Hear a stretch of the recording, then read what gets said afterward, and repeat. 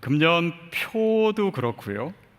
또 이번 시리즈를 시작하면서 복음을 전하는 거에 대해서도 우리가 나눌 때 아마 여러분 중에는 이런 질문 하시는 분 있을 거예요. 예수를 믿는 건 좋은데 꼭 예수님을 전해야 되나? 내가 꼭 복음을 전해야 되나? 이렇게 생각하실 수 있습니다.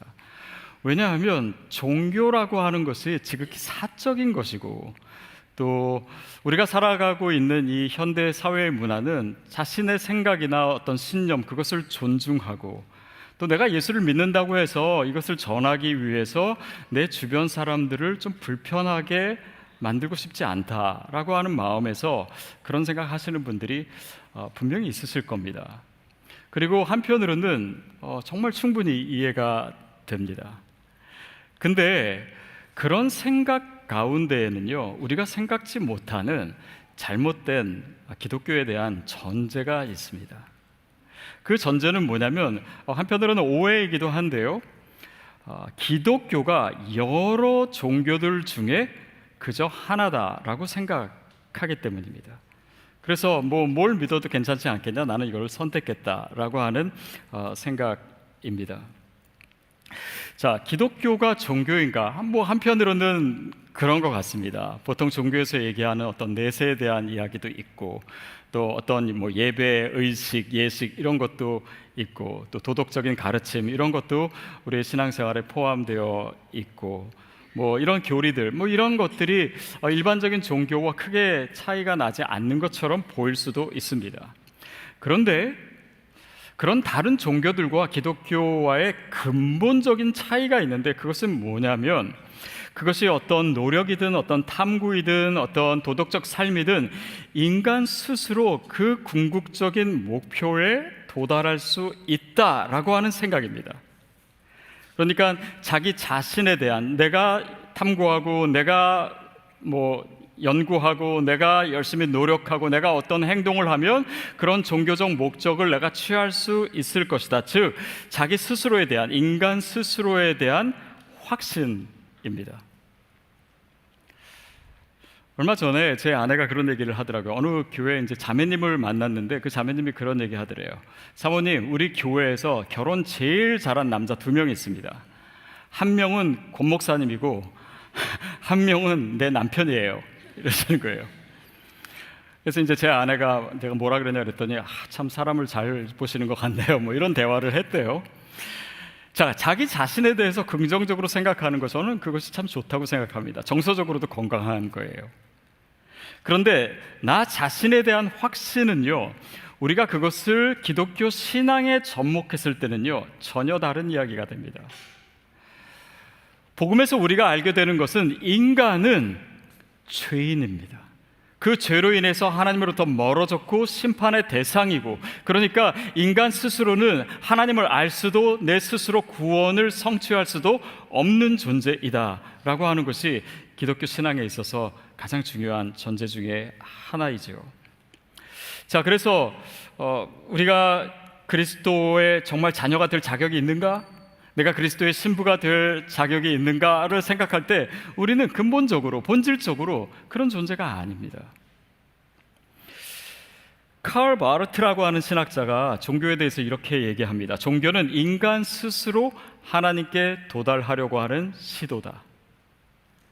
우리 스스로 하나님께 도달하려고 하기 때문에 그것은 근본적으로, 본질적으로 실패한 것이다. 어떻게 인간이 하나님께 도달할 수 있는가? 인간이 어떤 노력이나 종교적 행위를 통해서 하나님을 찾고 구원을 얻으려고 하는 그런 노력들은 하나님의 초월성, 하나님의 절대 타자인 그 하나님의 절대성 앞에서 너무나 무력한 것이다. 그것이 바로 종교이다라고 얘기합니다. 그래서 결국 종교는 인간의 자기 중심적인 시도일 뿐이다. 그러나 우리가 알고 있는 기독교 복음은 어떻습니까? 정반대죠. 하나님 스스로 자신을 계시하신 것이 복음이에요. 인간 스스로는 그것을 알 수 없습니다. 인간이 그래서 우리가 종교로 생각하는 것들은 인간이 이렇게 만들고 또 체계를 세우고 이런 것이지만, 기독교는 하나님께서 계시의 문을 열어주시지 않으면 우리가 알거나 우리가 도달할 수 없는 것이다. 그러니까 그 부분에 있어서 완전히 다른 것이죠. 성경이 이것을 증거하고 있습니다. 갈라디아서 1장 11절 12절 말씀 우리 같이 읽겠습니다. 시작. 형제들아, 내가 너희에게 알게 하노니 내가 전한 복음은 사람의 뜻을 따라 된 것이 아니니라. 이는 내가 사람에게서 받은 것도 아니요 배운 것도 아니요 오직 예수 그리스도의 계시로 말미암는 것이라. 여러분, 기독교는요, 그리스도 안에서 우리가 새롭게 얻은 생명에 대한 것입니다. 그 생명은 내가 단지 깨닫는 그 무엇이 아니에요. 내가 어떤 노력하거나 행동함으로 인해서 갖게 되고 성취되는 그런 것들이 아닙니다. 이것은 인간의 노력이 아니라 절대적인 하나님의 은혜로 주어지는 것이에요. 하나님께서 행하신 그 구원의 역사를 통해서만 얻어지는 것이지 우리의 도덕이나 우리의 생각이나 우리의 탐구의 결과가 아닙니다. 그래서 우리가 요한복음 5장 24절에 보면 이런 말씀이 있습니다. 같이 읽어볼게요. 내가 진실로 진실로 너에게 이르노니 내 말을 듣고 또 나 보내신 이를 믿는 자는 영생을 얻었고 심판에 이르지 아니하나니 사망에서 생명으로 옮겼느니라. 기독교는 온통 생명에 대한 이야기입니다. 그래서 영생, 영원한 생명을 얻게 된다. 그리스도 안에서 새로운 생명, 궁극적인 생명을 얻게 된다라고 하는 것이죠. 기독교는 생명에 대한 이야기입니다. 그리고 사망에서 생명으로 옮겼느니라. 결국 이 생명이라고 하는 것은요, 연구의 결과가 될 수 없습니다. 생명의 문제에 대해서 인간은 전적으로 무력합니다. 노력으로 얻을 수 있는 것이 아니야. 그래서 오직 예수님께서 이렇게 말씀하신 거죠. 내 말을 듣고. 누군가 나에게 전해주지 않으면 우리가 이 복음을 알 수 없습니다. 또한 내가 누군가에게 이 복음을 전해주지 않으면 그가 그 소식을 들을 수가 없어요. 그래서 여러분이 여기 앉아 있습니다. 한번 스스로에게 질문해 보세요. 나는 어떻게 예수를 믿게 됐지? 물론 어떤 분은 예수 믿는 가정에서 태어난 분도 있을 거예요. 그러나 여러분의 부모님을 통해서 아니면 교회를 통해서 누군가를 통해서 복음에 대해서 들었고 배웠고 그것을 위해서 나를 위해서 시간을 내주고 나를 위해서 용기를 내고 나를 위해 헌신하고 나를 위해 희생한 그 어떤 사람이 있었기에 내가 예수를 믿게 된 것입니다. 아이들이 지금 차세대에서 주일학교 교육을 받고 있지만 그것도 마찬가지입니다. 정말 선생님들이 우리가 다 알지 못하는 너무나 많은 수고들이 있고 기도가 있고 눈물이 있고 헌신과 희생이 있고 자기 휴가를 반납해야 되고 이 모든 것을 통해서 복음이 우리에게 자리 잡기 시작하고 내가 그것을 믿게 되잖아요. 근데 누군가 나에게 복음을 전해줬는데 나는 누구에게도 복음을 전하지 않을 거야 라고 한다면 그것 자체가 이상하지 않습니까? 그것 자체가 기독교 신앙이랑 어울리지 않지 않습니까? 그것 자체가 이 복음의 본질로부터 벗어나 있다라고 하는 느낌이 들지 않습니까? 그래서 예수님이 이렇게 말씀하십니다. 나 보내신 이를 믿는 자들이 영생을 얻는데, 그러니까 이것이 노력이나 행함의 결과가 아니라는 것이고 다른 종교와의 차이인 것인데, 그것은 뭐냐면 하나님이 어떤 분이신가에 달려 있습니다.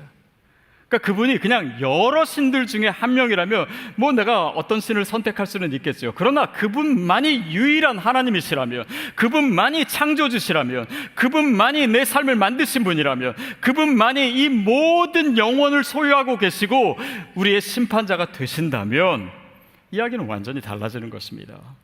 우리가 그분을 믿지 않고는 그분이 허락하시는 구원을 얻을 길이 없기 때문입니다. 그래서 우리가 복음을 전하는 것입니다. 다른 조건이 아니에요. 내가 뭔가를 했기 때문에, 어떤 노력을 했기 때문에, 그 조건을 맞췄기 때문에 나를 구원하신 것이 아니라 나에게 전적으로 주신 은혜이기 때문에 내가 그분을 알게 되고 믿는 것 밖에는 구원의 방법이 없는 것입니다. 저는 25년 전에 한 여인을 만나고 그리고 사랑하게 되고 그리고 결혼해야 되겠다 마음을 먹었습니다. 그래서 이제 대학을 갓 졸업한 사람이었기 때문에 그냥 이렇게 교제하다가 제가 어느 날 선물을 준비했어요. 무슨 선물이냐면 책이었습니다. 무슨 책이었냐면 제가 제목은 정확히 기억이 안 나는데 사모가 되는 법 뭐 이런 책이었어요. 그래서 이제 이거를 주면서 거기에는 뭐 사모가 되기 위해서는 어떻게 해야 되고 뭘 준비해야 돼야 되고 어떤 뭐 노력을 해야 되고 뭐 이런 원리나 조언들이 가득 차 있는 그런 책이었어요. 그래서 그걸 주면서 제가 이렇게 얘기했습니다. 내가 당신을 사랑하고 결혼하고 싶은데 하나 아주 조건이 있습니다. 그 조건은 뭐냐면 이 책을 읽고 여기에 나와 있는 모든 것대로 살아주세요. 만약에 그것을 받아들이면 저는 당신과 결혼할 거고, 그것을 거부하고 받아들이지 않으면 오늘 여기서 헤어지고 다시 만나지 맙시다 라고 고백을 했었더라면 제 아내가 저를 얼마나 또라이로 생각을 했을까요? 근데 그렇게 얘기하지 않았어요. 이게 얼마나 말이 안 되는 일입니까? 근데 여러분, 우리가요, 이 똑같은 원리를 우리 신앙에 적용하는 사람들이 있어요. 내가 예수를 믿고 그의 신부가 되고 그의 자녀가 되기 위해서는 내가 지금 하고 있는 하나님이 기뻐하시지 않을 만한 것들을 다 정리해야 돼. 온전해져야 돼. 그의 조건에 맞춰야 돼. 그래서 나는 지금 예수 믿긴 너무 지금 멀리 있고 그렇게 해서 나는 별로 자격이 없어 라고 하는 마음으로 하나님께 다가오지 못하는 분들이 실제로 많이 있습니다. 근데 그것은 복음을 완전히 오해하신 거예요. 복음이라고 하는 것은 우리에게 그렇게 전적이 주어진 은혜이지 뭔가 조건을 요구하는 것이 아닙니다. 구원의 중심에는 우리가 상상할 수 없는 이 장엄한 은혜의 메시지가 있습니다. 결국 구원의 메시지는 하나님께서 우리에게 그 무조건적으로 그 모든 조건을 없애시고 자기를 희생하신 사랑의 이야기가 있어요. 그게 복음입니다. 그분과의 관계가 시작됩니다. 우리가 있는 모습 그대로 죄인임에도 불구하고 형편없음에도 불구하고 내가 용납받았다라고 하는 그 하나님의 사랑 때문에 그 관계 속에서 내가 조금씩 변해가는 것이에요. 내가 그분을 닮아가고 싶은 겁니다. 그분의 신부가 정말 더 온전한 신부가 되어가고 싶고 그분이 기뻐하시는 일을 하고 싶고 그분의 말씀대로 살고 싶고 그 여정을 통해서 온전해지는 것이지 이것이 조건으로 요구된 것이 아니다라고 하는 것입니다. 결국 이 모든 과정을 통해서 나를요 정말 아름다운 신부로 만드세요. 나를 세워주십니다. 복음을 전한다라고 하는 것은 그런 의미가 있습니다. 여러분, 우리가 신앙생활을 오래 하신 분이 계실 텐데 제가 자주 말씀드리는 것이긴 하지만 우리 10년 되고 20년 되고 30년 됐는데 내 믿음이 성장하고 있는지 그걸 잘 모르겠다, 내가 잘 변화되고 있는지 잘 모르겠다 라고 하신다면요, 거기에는 물론 다른 여러 가지가 있을 수 있지만 굉장히 핵심적인 이유가 있습니다. 그것은 우리가 정말 예수를 믿었다면, 내가 복음을 받아들였다면 그 복음은 생명이기 때문에 내 안에서 나로 하여금 그 생명의 역사를 이루는 그 복음의 역사, 복음이 전해지는 역사가 있을 수밖에 없습니다. 그것이 복음의 원래 모습이에요. 그게 본질입니다. 근데 복음을 전할 마음이 없는 거예요. 그것이 뭔가 왜곡되어 있는 거예요. 그러니까 나만을 위한 신앙이 됩니다. 나의 성공만을 위한 신앙, 내가 원하는 것을 그냥 하나님께로부터 얻어내는 그런 신앙, 그런 부흥주의 신앙, 나태한 신앙, 내가 나를 통해서 정말 하나님의 형상을 보고 그리스도의 복음이 전해져야 된다, 그 생각 자체를 안 하기 때문에 내 삶에 있어서 나와 만나는 사람 관계에서 내 삶에 대한 긴장감이 없는 거예요. 내가 변해야 되는 이유도, 내가 그리스도를 닮아가야 되는 이유도 내 신앙의 본질 가운데서 점점 더 멀어지는 것입니다. 복음을 전하는 것은 결국 하나님이 나를 그런 존재로 세우시는 거예요. 우리가 선교적 교회, 선교적 공동체 얘기합니다. 이것은 단지 선교를 많이 하고 복음을 많이 전하고 이런 얘기가 아니라 우리를 하나님이 기뻐하시는 선교적 존재로 세우시는 거예요. 그것이 선교적 교회야. 단지 사역의 문제가 아니라 우리가 어떤 존재가 되어가는가. 왜냐하면 복음이 왔으면 그것이 자연스럽게 그런 선교적인 삶을 살 수밖에 없는 것이기에 그렇습니다.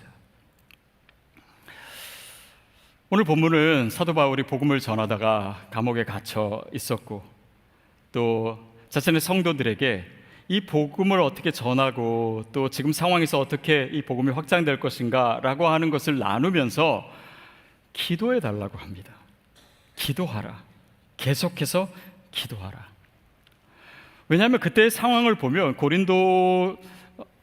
골로새 지역도 로마 치하에 있었어요. 그러니까 복음을 전하기가 쉽지 않은 상황입니다.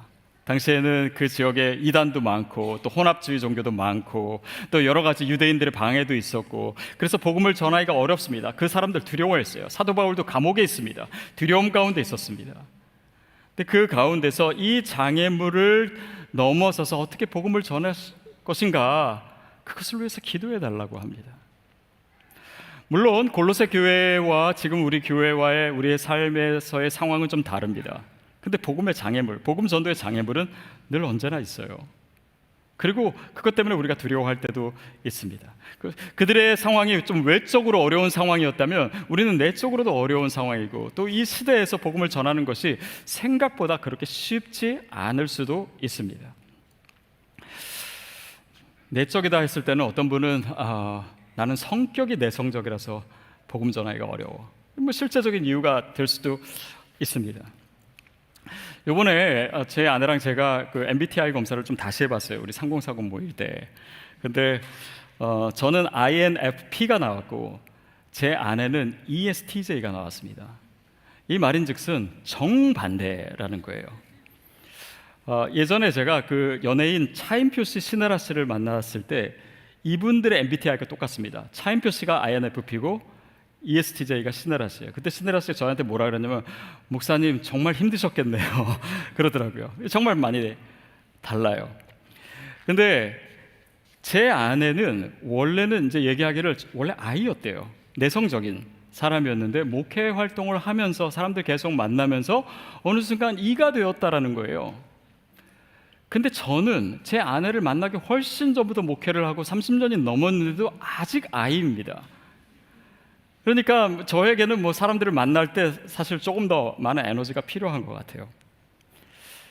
몇 주 전에 어느 성도님한테 전화가 왔습니다. 우리 교회 성도님 말고 전에 교회 섬겼던 성도님인데 지금 동부에 계세요. 근데 전화해서 받았더니 목사님 정말 그냥 안부 전화 드렸어요. 목소리 듣고 싶어서 전화했어요. 그러면서 이제 이런저런 얘기했는데 그분이 그러시는 거예요. 목사님은 성격도 내성적이고 또 샤이한데 그럼에도 불구하고 성도님들한테 다가가는 그 모습이 되게 감동적이었어요. 그러시더라고요. 그래서 여러분, 내성적이어도요, 오히려 우리가 조금 더 힘을 내고 노력하면요, 사람들이 마음을 더 쉽게 열 수 있습니다 라고 저는 생각해요. 맞습니까? 자, 어쩌면 우리가 복음 전하는 데 있어서 나한테 안 맞고 난 내성적인 이런 것들이요, 오히려 더 진정하고 더 사람들의 마음에 느껴질 수 있게 하는 그런 조건일 수도 있습니다. 그러니까 복음에는, 이것이 전해지는 데 있어서는 사실 우리의 생각과 다른 것들이 굉장히 많아요. 또 나는 복음을 전할 만한 실력이 없어. 나는 뭐 성경을 그렇게 잘 알지도 못하고 복음을 전해본 적도 없고 또 그 사람들이 질문할 때 다 대답해 줄 만한 그런 지식도 없고. 자, 이 부분에 있어서요, 베드로가 얘기하는 것이 있습니다. 베드로전서 3장 15절 말씀 같이 읽을게요. 시작. 너희 마음에 그리스도를 주로 삼아 거룩하게 하고 너희 속에 있는 소망에 관한 이유를 묻는 자에게는 대답할 것을 항상 준비하되 온유와 두려움으로 하고. 너희 속에 있는 소망의 이유를 묻는 자에게는 대답할 것을 항상 준비하라. 많은 사람들이 이거를 그냥 대충 읽으면서 그래, 대답할 것이 항상 있어야지, 지식을 많이 쌓아야지, 뭐 신학을 공부해야지. 근데 사실은 사도 베드로는 그걸 얘기하는 것이 아닙니다. 우리 안에 있는 이 소망의 근거, 그거는 크리스찬의 삶을 얘기하는 것이고, 때로는 정말 어려운 일도 생기고 절망 가운데 있을 수 있고 정말 낭망할 수밖에 없는 그런 상황이지만, 크리스찬에게서는 궁극적인 소망의 근거가 있는데 그것이 바로 예수 그리스도예요. 맞지 않습니까? 그분이 십자가에 달려 죽으셨지만 그분은 부활하시고 승리하셨어요. 그 소망의 근거가 이 십자가를 이기고 십자가를 통과하는 그 부활의 능력 가운데 있음을 우리가 알기 때문에 복음을 아는 크리스찬이라면 그 어떤 상황이든 절망할 수 없습니다 라고 하는 그 믿음으로 살 때 사람들은 저 안에 있는 것이 무엇일까? 그 소망의 이유에 대해서 질문할 수밖에 없고, 우리가 우리 삶에서 지금 처해 있는 이 모든 상황에서 그 이야기야, 하나님께서 내 소망이 되신 이야기, 예수 그리스도가 나의 궁극적인 소망이신 이야기를 삶의 이야기로, 간증으로 가지고 있어야 되지 않겠습니까?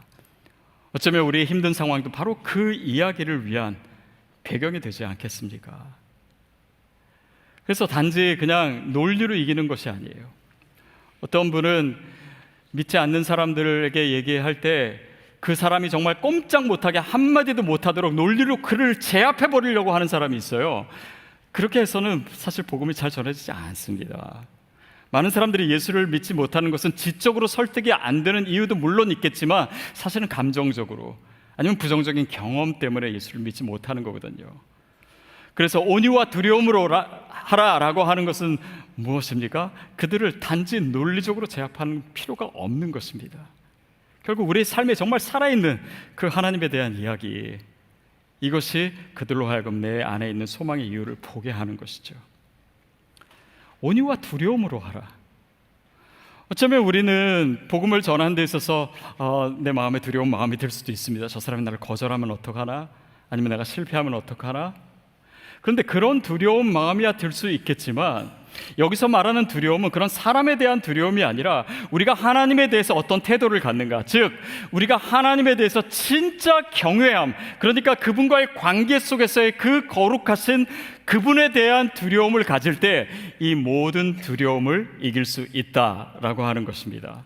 진정한 두려움이 그런 사람들에 대한 두려움을 이기게 하는 것이죠. 결국요, 우리가 복음을 전한다, 또 그 사람이 들을 수도 있고 듣지 않을 수도 있지만요, 실패해도 괜찮습니다. 괜찮아요. 정말 괜찮습니다. 예전에 저희 아들이 어렸을 때 친구에게 복음을 전했는데, 복음을 전하고 나서 그 친구가 원래 불교였는데 무교가 됐대요. 조금 변한 거예요. 교회는 안 나왔으니까 우리는 결과가 없다고 하지만은 뭔가 중화시키는 작용이 있었다면은, 그러면 그 다음을 위한 하나님의 역사가 있지 않겠습니까? 마이너스 10이었는데 마이너스 5로 와 있을 수 있지 않겠습니까? 우리가 뿌린 많은 씨앗 중에는 정말 좋은 밭에 떨어져서 그 사람을 통해서 정말 하나님께서 놀라운 복음의 역사를 이룰 수도 있지 않겠습니까? 제가 작년 송구 영신 예배 때도 말씀드렸지만, 이 바나 리서치에서 조사한 결과에 따르면 한 사람이 복음을 받아들이는 데 있어서 평균 17번의 복음을 전한 시도들이 있었다. 그러니까 내가 복음을 전했는데 듣지 않았다고 해서 그것은 실패가 아니라 하나님께서 이루신 일의 한 부분이 되는 것입니다. 그래서 내가 복음을 전했는데 예수를 믿었다, 그것도 정말 하나님께서 기뻐하시고 하나님 영광을 받으세요. 그러나 내가 실패처럼 보이는, 내가 실패한 것처럼 보이는 그 상황을 통해서도 하나님은 당연히 영광을 받으십니다. 결국 이 모든 일을 통해서 우리가 어떤 복음의 사람이, 선교적인 사람이 되어가는가입니다. 자, 요한복음 15장 26절, 27절에 예수님께서 복음 전도에 대해서 이렇게 말씀하십니다. 같이 읽겠습니다. 내가 아버지께로부터 너에게 보낼 보혜사, 곧 아버지께로부터 나오시는 진리의 성령이 오실 때에 그가 나에 대해 증언할 것이요 너희도 처음부터 나와 함께 있었으므로 증언하느니라. 여기서 정말 궁극적으로 우리를 통해서 예수님에 대해서 증거하시는 분이 누구시라고요? 성령님이십니다. 복음 전도의 주체는 내가 아니에요. 성령님이 하시는 일입니다. 그리고 우리가 잘 아는 사도행전 1장 8절 읽어볼까요? 오직 성령이 너에게 임하시면 너희가 권능을 받고 예루살렘과 온 유대와 사마리아와 땅끝까지 이르러 내 증인이 되리라 하시니라. 네가 증인이 돼야 된다, 네가 뭘 해야 된다가 아니라 성령이 임하시면 그분께서 어떻게 하시냐면 나로 하여금 그분의 증인이 되게 하신다. 그 주체가 성령님이다 라고 하는 것을 분명히 얘기하고 있습니다. 누가복음 24장 47절 말씀입니다. 그의 이름으로 죄사함을 받게 하는 회개가 모든 민족에게 전파될 것이다. 다시 말하면 너희는 뭐뭐하게 하라가 아니라 뭐뭐하게 될 것이다. 인간의 주어를 없애고 수동태가 되게 하시고 하나님께서 이 모든 것을 하시고 그 아름다운 하나님의 역사에 저와 여러분을 참여케 하신다. 바로 그 약속입니다. 그래서 오늘 우리가 읽은 본문은요, 바로 이 모든 이야기의 결론입니다. 다시 한번 읽을까요? 골로새서 4장 2절 3절 시작. 기도를 계속하고 기도에 감사함으로 깨어있으라. 또한 우리를 위하여 기도하되 전도할 문을 우리에게 열어주사 그리스도의 비밀을 말하게 하시기를 구하노라. 내가 이 일 때문에 매임을 당하였노라. 기도를 계속하고 기도에 감사함으로 깨어있으라. 하나님께서 이 모든 것을 계획하시고 하나님의 능력으로 하시고 우리를 그 가운데 두시며 사용하시는 그 모든 여정 속에서 감사함으로 주님께 기도하라. 그리고 사도 바울 자신도 자신의 상황에 대해서 얘기하게 합니다. 전도의 문을 열어주시는 분이 누구라고요? 그들에게 기도하라라고 한 요청에서 우리가 보듯이 전도의 문을 열어주시는 분도 하나님이시다. 또한 담대케 하시는 이도 하나님이시다. 말하게 하시는 분도 하나님이시다. 전도의 주체는 하나님이다. 그러니 그것을 잊지 마라. 그러니 우리가 기도하는 것, 그것이 가장 전도에 있어서 중요하다. 여러분, 사도 바울은 복음을 전하는 데 있어서 초보자가 아닙니다. 그는 일생 동안 복음을 전했고 정말 많은 경험을 했고 많은 성공을 했고 많은 시행착오를 겪었습니다. 근데 그가 마지막 결론으로 자기의 복음 사역에 대해서 얘기하면서 뭐라고 얘기합니까? 이 복음 전도의 결론은 뭐냐? 기도해야 된다. 왜냐하면 성령님께서 하시는 거기 때문에 그 성령님의 역사를 담을 수 있는 그릇은 기도밖에 없다. 그래서 우리가 기도할 때 성령님이 역사하시고 그것을 보고 그것을 체험하고 그것으로 인해서 기뻐하고 전율하는 것, 그 하나님의 기쁨에 참여하는 것, 그것이 복음 전도다 라고 얘기합니다. 2절에 기도를 계속하라, 기도를 계속하라. 이거는 단지 기도의 횟수를 얘기하는 것이 아닙니다. 단지 기도의 시간을 얘기하는 것이 아니라 복음 전도를 위해서 우리는 기도의 사람이 되어야 한다. 그것이 가장 중요하다. 물론 기도 안 하고도 전도할 수 있을런지 모릅니다. 그러나 그것은 주님이 원하시는 것이 아니에요. 진정한 복음의 역사는 그 기도함을 통해서 나로 하여금 그런 복음의 사람을 만드시는 데 있기 때문에 기도하지 않고 진정한 복음이 전해질 수 없습니다. 단지 전도뿐인가요? 때로는 우리의 일을 통해서 또 영혼들을 섬기는 일을 통해서도 모든 것이 잘 되고 또 모든 것이 내 생각대로 될 때는 오히려 느끼지 못하는 나의 한계를 체험하는 그 순간, 내 힘으로 안 되는 거구나. 그래서 정말 지륵 같은 그런 상황 가운데서 고민하고 씨름하는 걸 통해서 나 자신을 내려놓고 이거는 성령님이 하시는 거구나. 이것은 영적인 일이구나.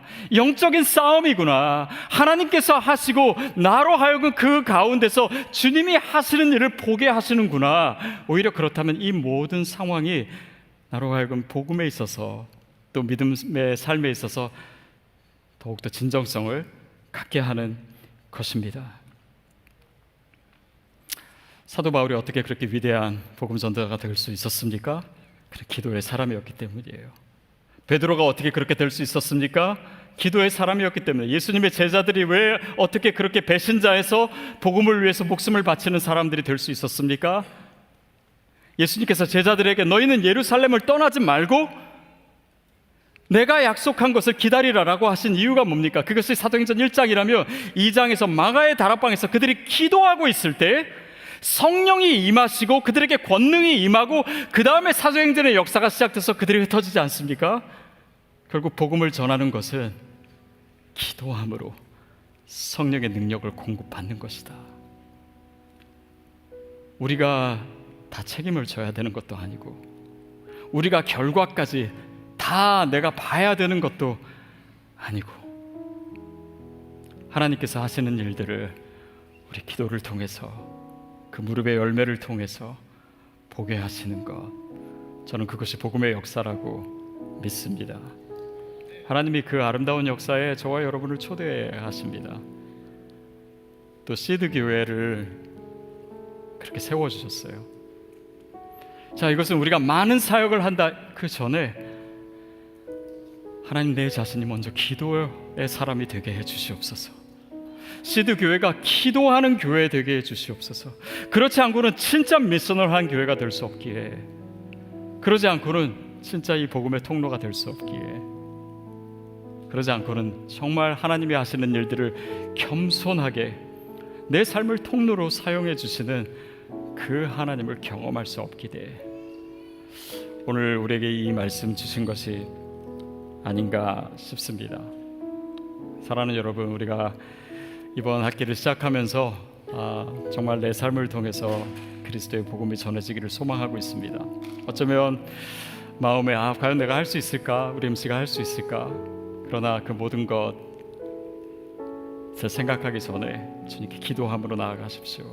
담대케 하시는 이도 성령님이시고 능력을 주시는 분도 하나님이시고 그 영혼의 마음을 열고 변화시키는 이도 주님이라고 하는 사실을 우리가 이번 학기를 마치며 다시 한번 고백할 수 있게 되기를 주님의 이름으로 축복합니다.